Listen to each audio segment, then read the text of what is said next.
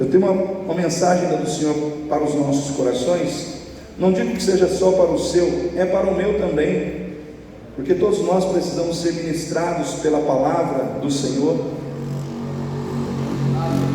E nós temos que tomar um cuidado, irmãos, muito grande hoje em dia com o declínio espiritual.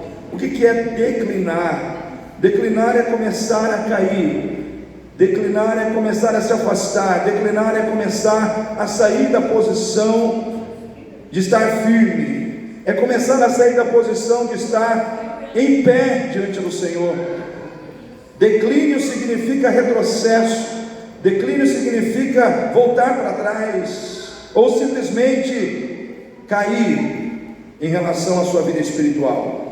Aqui em 2 Samuel 11, tem um texto que fala muito ao meu coração. Deus já falou comigo nesse texto várias vezes, e sempre Deus me leva esse texto quando Ele quer me trazer um alerta, e fala sobre Davi. Quando Davi, ele deixa de ir à guerra com os outros reis, quando todos os reis iam à guerra, Davi não foi. E diz assim: e aconteceu que, tendo decorrido um ano, no tempo em que os reis saem à guerra, enviou Davi Joabe, e com ele seus servos e todo Israel, e eles destruíram os filhos de Amon e cercaram a Rabá. Porém Davi ficou em Jerusalém.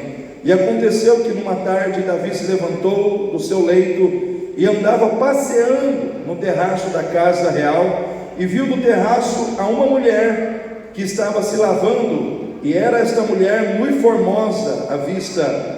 E mandou Davi indagar quem era aquela mulher, e disseram: porventura não é esta Batseba, filha de Eliã, mulher de Urias o Heteu? Então enviou Davi mensageiros e mandou trazê-la, e ela veio, e ele se deitou com ela, pois já estava purificada da sua imundícia. Então voltou ela para a sua casa, e ela concebeu, e mandou dizer a Davi: estou grávida. Irmãos, todo mundo conhece essa história, sim ou não? Até chegar nesse ponto em que Batseba disse: estou grávida, até chegar nesse ponto em que Davi, ele acabou caindo no pecado do adultério com essa mulher. Irmãos, eu vejo assim, antes, isso aí apenas foi, vamos dizer assim, culminou a situação em que Davi já estava vivendo. Eu vejo assim, irmãos, que ninguém cai assim do dia para a noite, as pessoas vão caindo devagarinho, né? Havia já um declínio espiritual, já havia um declínio espiritual no coração de Davi acontecendo, e a queda dele com Batseba apenas selou a situação toda, mas já estava acontecendo no coração dele um afastamento, um esfriamento espiritual, um declínio espiritual. E isso, irmãos, pode acontecer com você, isso pode acontecer comigo, isso pode acontecer com qualquer um de nós aqui, se nós não vigiarmos. Jesus diz: vigiai e orai, para que não entreis em tentação. A palavra entrar em tentação significa cair na tentação, né? É como se Jesus estivesse dizendo assim: vigiai e orai para que não venhais a cair na tentação. Porque, irmãos, o problema não é você passar pela tentação, o problema é você cair nela. Tentação a gente vai ter todos os dias, amém, irmãos? Tentação a gente vai passar, tentações pequenas, tentações médias, tentações grandes, né? Elas virão. Faz parte do viver nesse mundo, ser tentado.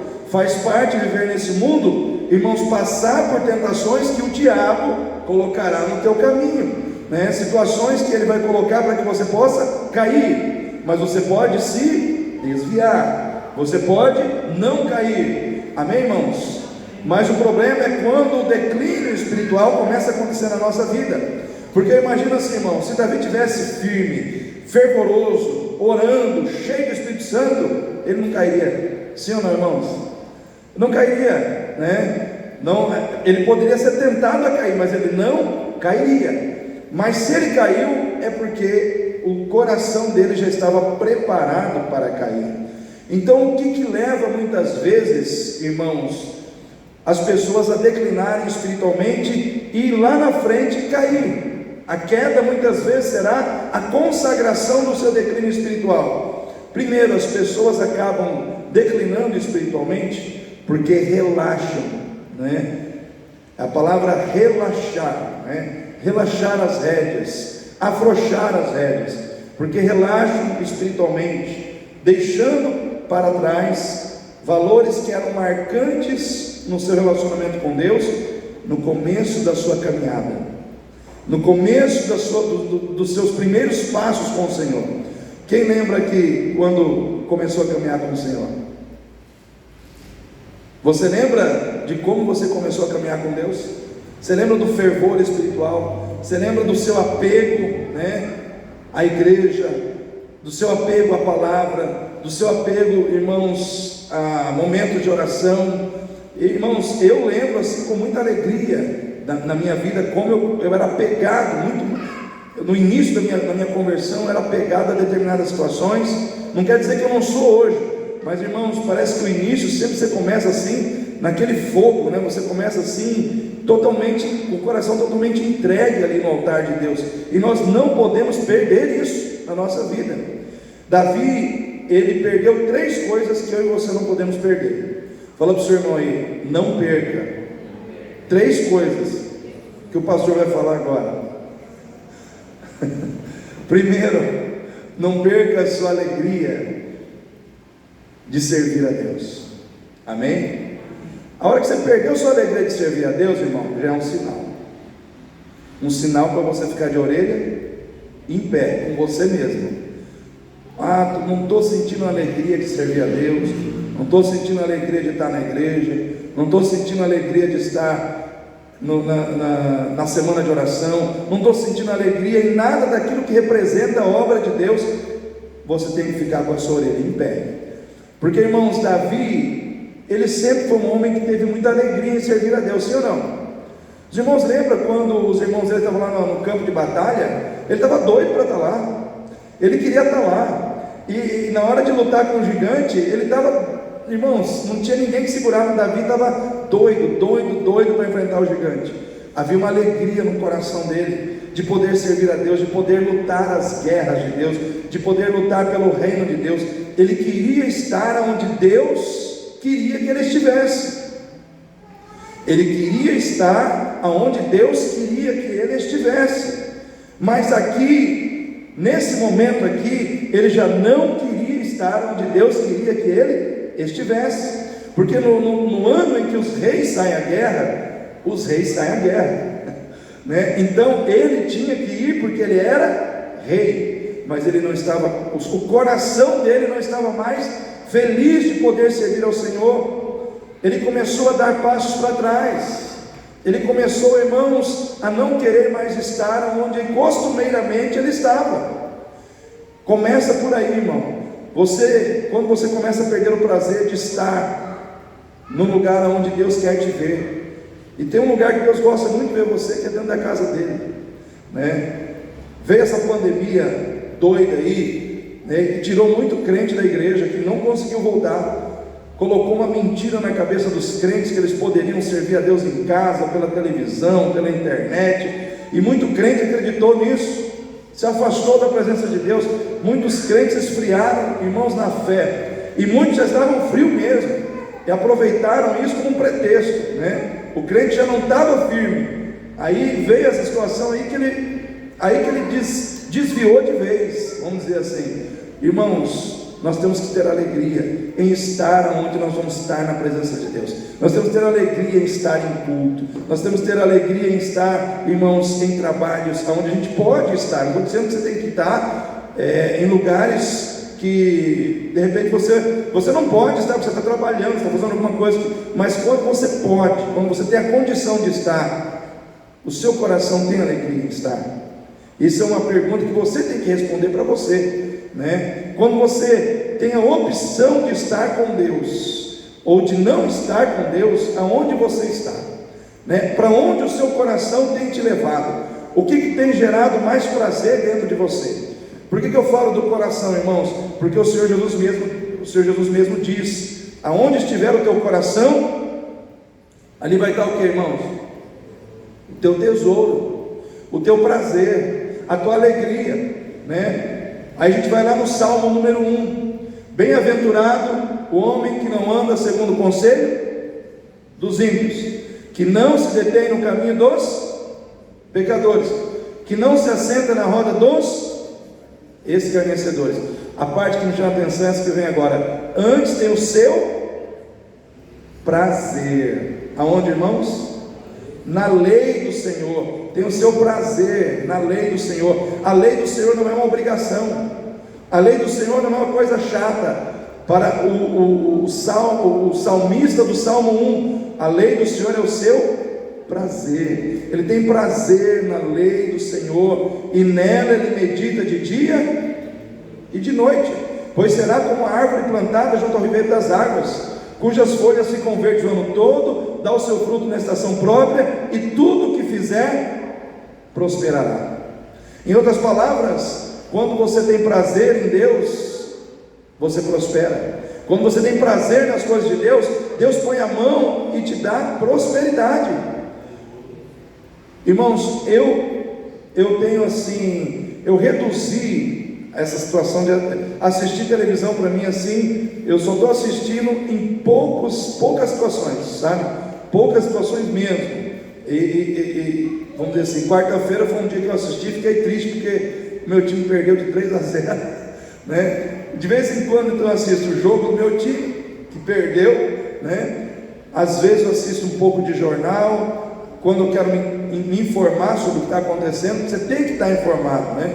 Essas coisas que aconteceram nesses últimos dias sobre o Rio Grande do Sul, esses terremotos todos que estão acontecendo no mundo inteiro, porque não é só, irmãos, a gente pensa que a catástrofe é só no Rio Grande do Sul. Não é não, irmãos, está acontecendo em vários lugares do mundo, né? Em vários lugares do mundo diferentes, bem distantes um do outro. Corumbá, irmãos, pertinho da gente aqui, teve um vendaval, acho que na quinta-feira, não sei se foi ontem ou foi quarta, não lembro bem agora, mas destelhou todo um condomínio lá, levou o telhado de muitas casas. Irmãos, muitas coisas estão acontecendo. Aí tem gente que fala assim: ah, mas isso daí é o El Ninho, é o efeito estufa, é isso, é aquilo. Irmãos, o efeito estufa que eu conheço é quando eu como demais e aí estufa, sabe? Estufa o meu estômago. Mas, irmãos, cada um olha de um jeito, né? O biólogo, ele olha pelo viés, né, da biologia, né? Cada um olha de um jeito. Eu, como pastor, eu olho para essas coisas, eu vejo o dedo de Deus dizendo: meu filho está chegando, põe a sua casa em ordem, né? Meu filho daqui a pouco volta, como o leão da tribo de Judá. Põe em ordem a tua casa, alinha os seus caminhos, leva a sério a minha palavra na sua vida. Para de brincadeira, crente. Por quê? Porque eu vou vir levar a minha igreja. Sabe, eu vejo Deus falando isso com muitos de nós. Para de brincar de crente. Alinha a sua vida, coloca a sua vida no altar, me sirva. Por quê? Porque daqui a pouco a trombeta vai tocar. E quem é que vai subir quando essa trombeta tocar? Irmãos, eu estou todos os dias preocupado com isso. A palavra de Deus diz que aquele que se preocupa com a volta de Jesus, ele santifica a sua vida. Aquele que se preocupa com a volta do Senhor, santifica a sua vida. Então tem muitas coisas que muitas vezes no meu coração eu quero, que não é da vontade de Deus, mas eu mato isso por amor a Deus. Eu faço o esforço de submeter a vontade da carne aos propósitos do Espírito. Porque, irmãos, se vivermos segundo a carne, morreremos. Mas se matarmos a vontade da nossa carne e vivermos no Espírito, viveremos. É a promessa de Deus. Porque aquele que anda segundo a carne não pode agradar a Deus. Então o crente que vive só para as coisas da carne, só olhando para aquilo que é da carne, está caminhando numa direção complicada, está caminhando rumo a uma direção difícil. Irmão, sabe por que eu creio no arrebatamento? Porque tem duas visões. Tem vamos dizer assim, tem um grupo que não crê no arrebatamento, crê que a volta de Jesus é uma coisa só, né? Eu creio no arrebatamento e na volta de Jesus. Por quê, irmãos? Eu creio dessa maneira, não só porque eu já estudei muito sobre esse assunto, mas pelo seguinte, porque lá em Apocalipse diz que o Senhor pouparia os seus escolhidos, né? daquele momento quando o anticristo estivesse na terra. Não tem como poupar você, nem a mim, se nós não formos tirados do mundo, irmãos, porque ninguém vai comer, ninguém vai consultar médico, ninguém vai andar de ônibus, ninguém vai fazer nada se não tiver a marca da besta. Você está entendendo? Você não vai ficar num buraco, numa caverna, não tem como, você está entendendo? Não tem como você ficar isolado, virar um tatu, né, na terra e se esconder, não tem como. A única maneira de Deus te preservar é tirar você da terra, não tem como. Ele tem que tirar você da terra, e aí é aquela história. Também não acredito que todos os crentes serão arrebatados. Eu acredito que aquele crente meia boca, sabe aquele crente que vive na terra só para fazer a sua vontade, suas vaidades, né? E ele não quer morrer para si, não quer morrer para o mundo, não quer morrer para as vontades da carne, para servir a Deus. Eu acredito que esse crente fica.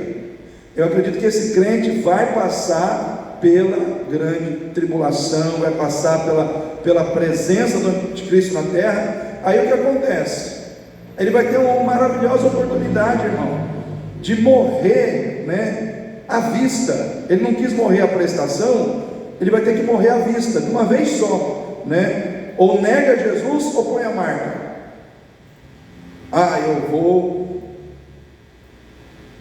Eu vou morrer, então. Aí a pessoa morre, você está entendendo? Então, irmãos, quando o anticristo vier, os irmãos perceberam que existe um ódio, já existe hoje, irmãos, uma cristofobia na terra? Quem já percebeu isso? Irmãos, hoje já existe um ódio, já está gerando um ódio aos cristãos, ao nosso Cristo. Esses dias eu vi um post de uma mulher que ela está na rua, não sei que movimento que é aquele lá, e ela disse em alto e bom som: eu prefiro a Anitta do que Jesus. Você já imaginou você comparar Jesus com a Anitta? Irmãos, é o cúmulo do cúmulo do cúmulo do absurdo, né? Não estou aqui desmerecendo o valor do ser humano que a Anitta tem como pessoa. Ela tem todo o seu valor como ser humano, como cada um de nós tem. Mas Jesus Cristo de Nazaré, o Filho do Deus vivo, aquele que derramou seu sangue na cruz, que ele morreu mas ressuscitou, nem Maomé pode ser comparado a ele, nem Buda, nem Hare Krishna, nem qualquer expoente de qualquer religião, porque todos eles estão mortos. Só Jesus ressuscitou. Não tem como comparar ninguém com Jesus, nem Anitta, nem Maomé, nem Buda, nem Hare Krishna, nem quem quer que seja, nem Allan Kardec. Pode ser a pessoa Madre Teresa de Calcutá, irmãos, pode ser quem for. Jesus é incomparável. Ele é unigênito, único da espécie. A palavra unigênito, ela só existe para uma pessoa na terra: Jesus. Unigênito, só Ele é dono desse termo, só Ele é unigênito, só Ele é Senhor dos senhores, só Ele é Rei dos reis. Irmãos, nós precisamos despertar, porque o inimigo está tentando nos enganar, o inimigo está tentando fazer a gente declinar espiritualmente, tirar, irmãos, do nosso coração o desejo de servir a Deus. Então Davi, ele perdeu primeiro a alegria de servir ao Senhor, segundo, ele perdeu a sua humildade. Não perca a sua humildade, irmão. O que é ser humilde? É reconhecer que você serve e que Deus é Senhor. Manda quem pode e obedece quem tem juízo. Irmão, se é tempo de ir à guerra, é tempo de ir à guerra. Eu não vou me achar, porque eu sou rei agora, eu acho que agora eu posso, tenho um pouquinho a mais, né? Então agora eu posso fazer as minhas regras de como eu vou servir a Deus, do meu jeito. O problema, irmãos, de muitos crentes na igreja hoje é que Deus dá uma condição um pouquinho melhor para ele, começa a fazer uma academia, não estou falando que academia é pecado, começa a ter uma condição melhor. Ah não, eu vou na igreja a hora que eu quiser. Eu não sei, eu não aceito muito esses conceitos, não, aí começa a criar regras próprias de como ele vai servir a Deus, de como ela vai servir a Deus. A humildade ficou lá atrás. E eu quero dizer uma coisa para você, crente, que pensa assim: baixa a tua bola. Por quê? Porque eu posso fazer o teu enterro amanhã, porque eu posso fazer o seu sepultamento amanhã, porque você não sabe o dia que você vai morrer. Nós não temos controle da nossa vida. A Bíblia diz que a nossa vida é que nem um vapor, que existe e depois não existe. O que é um vapor, irmãos? É uma coisa que você vê, daqui a pouco você não vê mais. Irmãos, assim somos nós. Às vezes, quando Deus começa a ver a arrogância, quando Deus começa a ver o orgulho, quando Deus começa a ver a altivez de espírito no coração de um crente, eu imagino que Deus fica preocupado, porque a tendência desse crente é se afastar da presença de Deus. A tendência desse crente é esfriar na fé. A tendência desse crente é se desviar para o pecado. Irmãos, humildade, não perca a sua humildade. Não deixe de entender que você é servo, e servo tem que servir a Deus. Servo foi chamado para servir, né? Irmãos, primeiro, não perca a sua vontade de servir a Deus, sua disposição, sua alegria. Não perca a sua humildade. Terceiro, não perca o seu temor a Deus. Irmãos, você perdeu o temor, já era. Como o pessoal fala na gíria, já é horas. Irmãos, já era. O que te segura na presença de Deus? Uma das coisas é o temor, que é aquela situação de você levar Deus a sério. Sabe quando o crente começa a brincar com as coisas de Deus? É que ele já perdeu o seu temor. O temor, muitas vezes, irmãos, a falta de temor me leva muitas vezes a ficar mais preocupado em desfrutar do prazer que eu vou ter no erro ou no pecado, do que me preocupar com o sofrimento que eu vou passar por estar desagradando a Deus. Ou seja, entre passar pelo sofrimento em relação a desagradar a Deus e perder o prazer do erro, a pessoa prefere o quê?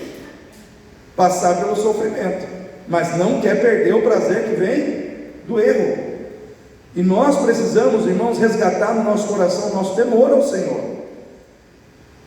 Se você está se enchendo demais daquilo que é do mundo, o mundo vai mandar no teu coração, o mundo vai mandar na tua vida.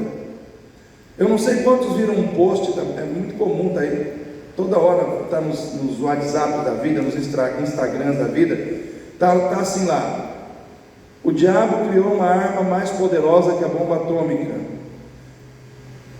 Essa arma matou a câmera fotográfica, matou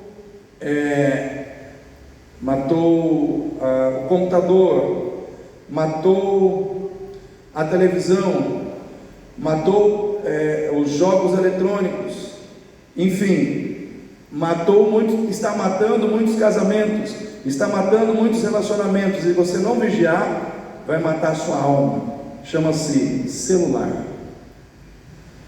Irmãos, o celular está matando muito, mas muito crente. Tem crente que parece que é um zumbi, ele não consegue ficar sem estar grudado na frente da tela de uma porcaria de um celular, não sai do celular.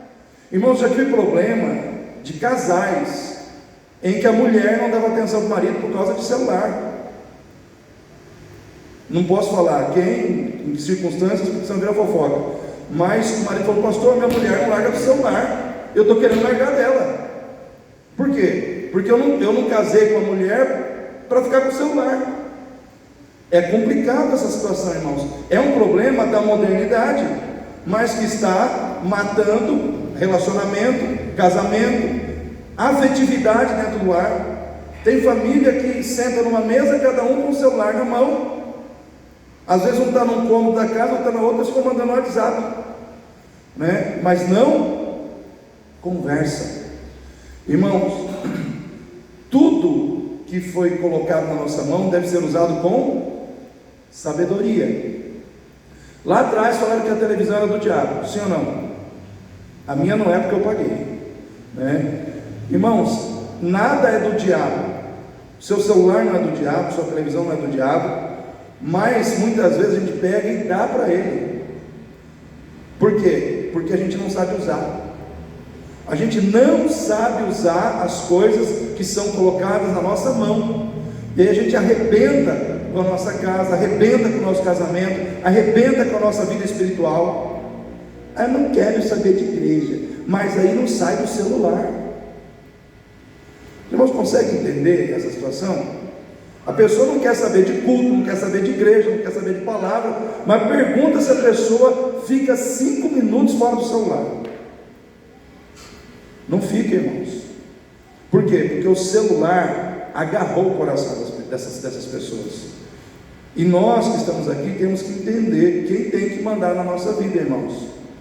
Quem tem que governar a nossa vida não é o nosso aparelho celular, seja ele smartphone, como diz o mineiro, o iPhone, né? Seja qual for o tipo de aparelho que você tenha, ele não tem que mandar na sua vida mais do que Jesus. Porque quem morreu por você na cruz não foi o seu celular, não saiu uma gotinha de sangue do seu celular, mas de Jesus foi vertido muito sangue por você. Então nós precisamos avaliar, né, o que é que está mandando na nossa vida. Irmãos, 3 coisas que Davi perdeu: humildade, alegria de servir a Deus, temor. Ele começou, irmãos, a negligenciar a vontade de Deus, sem se preocupar com as consequências. E a consequência sempre vem. Não adianta, irmão, quando Eva comeu do fruto, veio ou não veio consequência? Veio consequência, né? As consequências sempre vêm, não adianta, né? Irmãos, eu fico triste com alguns homens do meio evangélico, que às vezes pega a figura de Davi para defender sua infidelidade conjugal. Ah, mas Davi era um homem segundo o coração de Deus. É, mas olha o preço que ele pagou. Olha o que aconteceu na casa dele. A espada não se apartou mais de lá. Os filhos se levantaram contra ele. Teve incesto na casa de Davi. Um meio-irmão pegou a outra meia-irmã.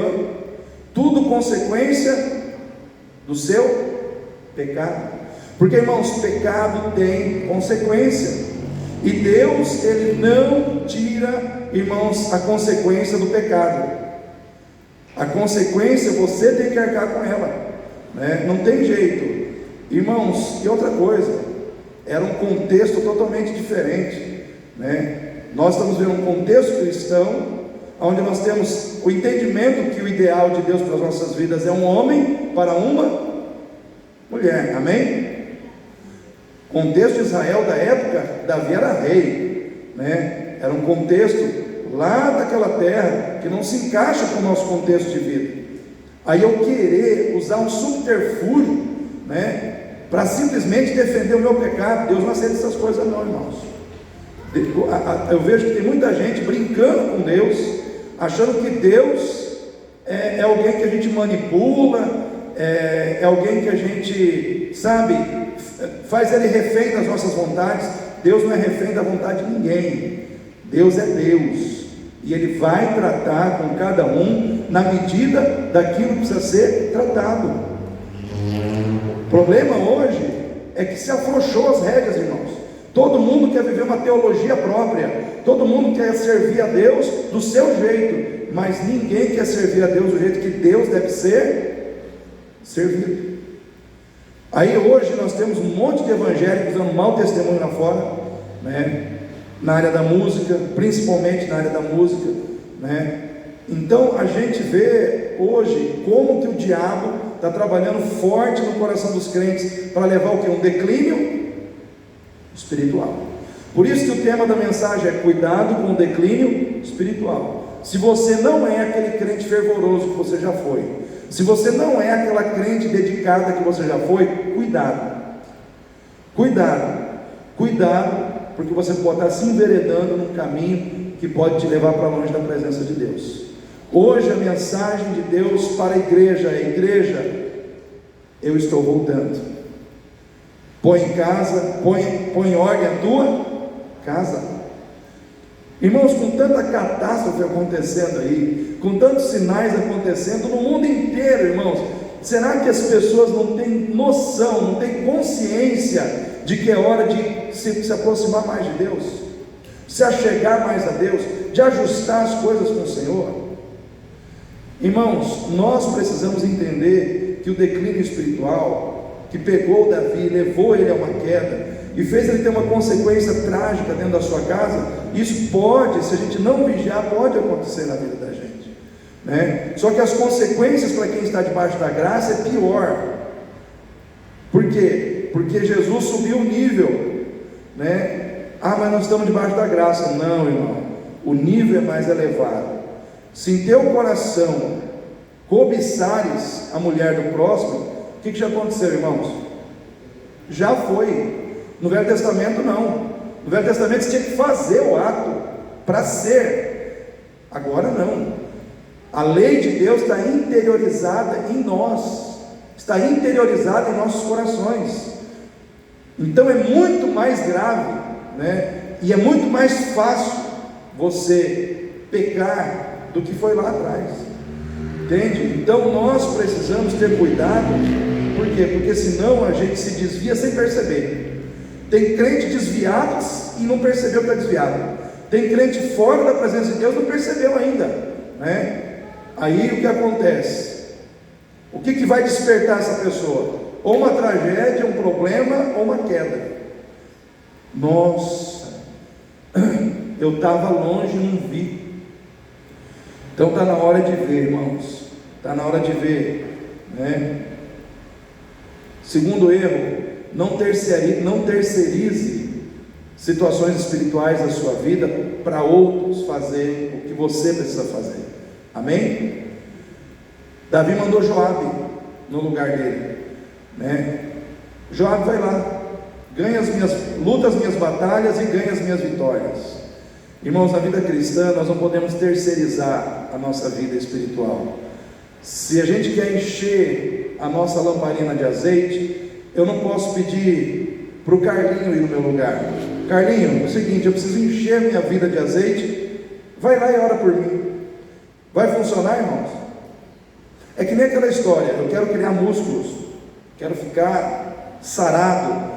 Aí eu falo assim, Jorge, vai na academia por mim, faz lá 50 minutos de esteira, né? Levanta uns pesos lá para mim, e aí eu vou ficar com músculo. Vai acontecer isso, irmãos? Quem que vai ficar com os músculos? O Jorge. Quem ganhou a batalha lá fora? Foi Davi ou foi Joabe? Foi Joabe. Está nos anais da história que Joabe conquistou a vitória naquela batalha, mas Davi não.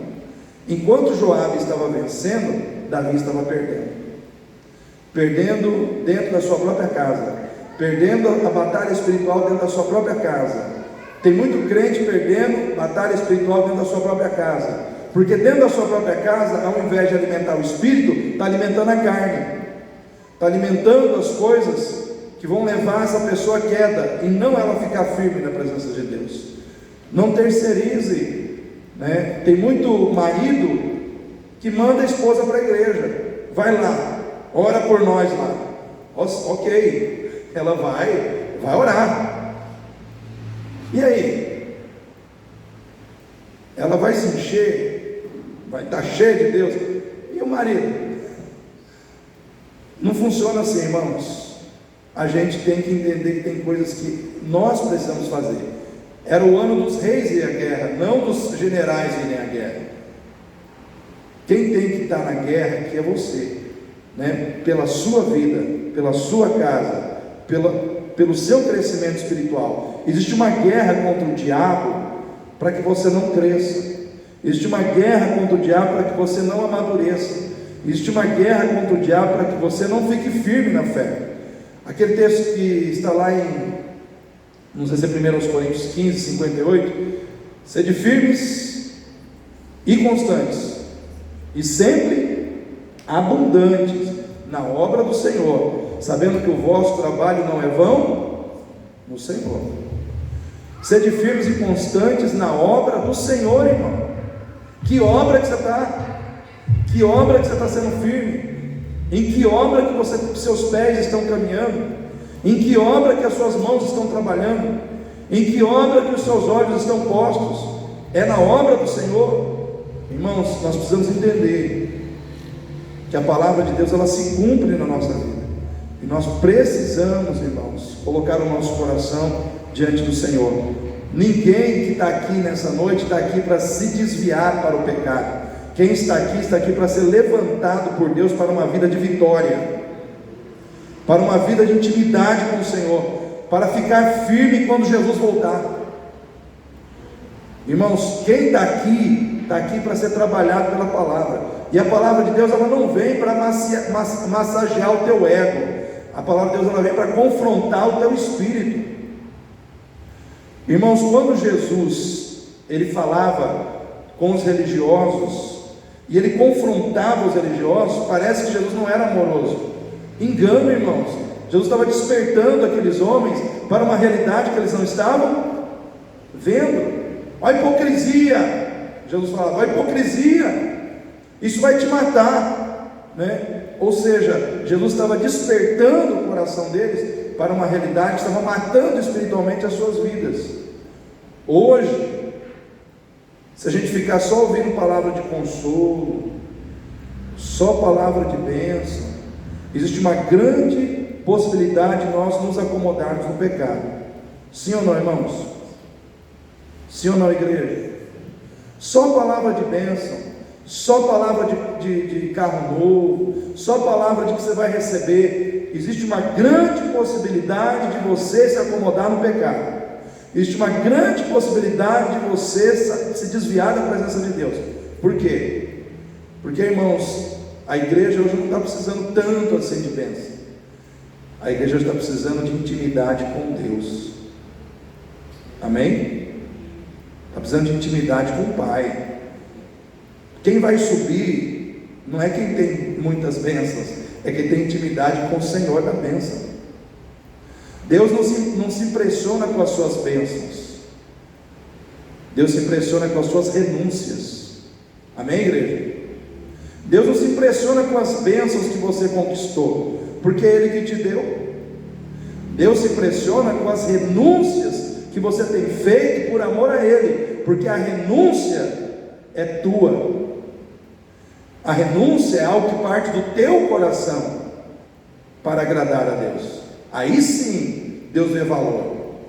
Deus não se impressiona com bênção, com conquista, com carro novo, com mansão, com dinheiro. Deus não se impressiona com nada disso, irmãos. Mas Deus se impressiona com um coração que renuncia essas coisas para fazer a vontade dele. E hoje está difícil encontrar crente que está disposto a renunciar por amor a Deus. Irmãos, eu estava lendo a história de George Miller. Eu fiquei assim, eu falei, eu olhei para a minha vida assim, eu falei, nossa, eu sou um perdido perto desse homem. Porque, irmãos, o homem leu 200 vezes a Bíblia. 50 vezes ele leu a Bíblia de joelhos.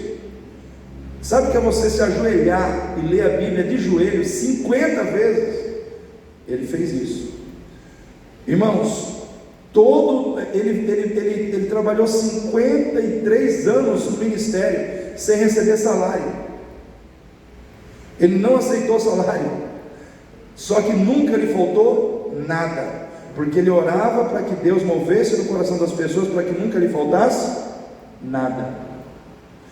Ele cuidou de 10.024 órfãos. Irmãos, o lema de George Miller era o Salmo 68:5: Pai de órfãos e juiz de viúvas é o Senhor no seu santo templo. Ele falou: se o Senhor é pai de órfãos, então o Senhor nunca vai deixar desamparado um órfão. E ele abraçou isso, e ele falou assim: o Senhor vai mostrar que o Senhor é pai de órfãos, para que todos creiam que o Senhor é Deus.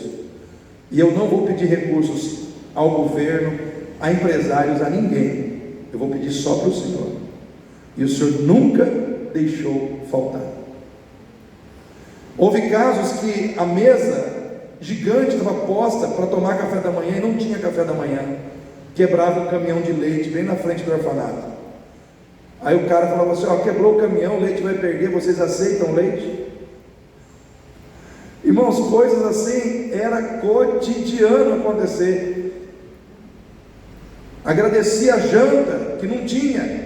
De repente aparecia lá um monte de carro de granfino trazendo a janta. Nós fizemos um coquetel, né, finíssimo, e aí sobrou. Aí lá eu senti no meu coração algo, veio um desejo no meu coração que eu tinha que trazer essa comida para cá. Quem que vocês acham que colocou esse desejo no coração dessa pessoa? O Deus de George Miller. Ele escreveu um livro, mais de 50 mil orações atendidas. Compra esse livro, eu estou doidinho para comprar. Mais de 50 mil orações atendidas, respondidas. Um homem que viu Deus agir na sua vida todos os dias. Irmãos, nós precisamos de pessoas, de olhar para a história de pessoas assim, que nos inspirem a viver um cristianismo fora da caixinha que nós estamos vivendo. Esse cristianismo tão frágil, esse cristianismo tão mundanizado, esse cristianismo tão sem fé que nós estamos vivendo nesses dias. Nós podemos muito mais em Deus. Amém, igreja? Nós podemos ver muito mais do poder de Deus do que a gente tem visto, mas para isso nós temos que pagar um preço de permanecer firme na presença de Deus, de fazer as coisas como Deus manda. Ele não pede, Ele manda. Deus ainda manda, né? Ele manda.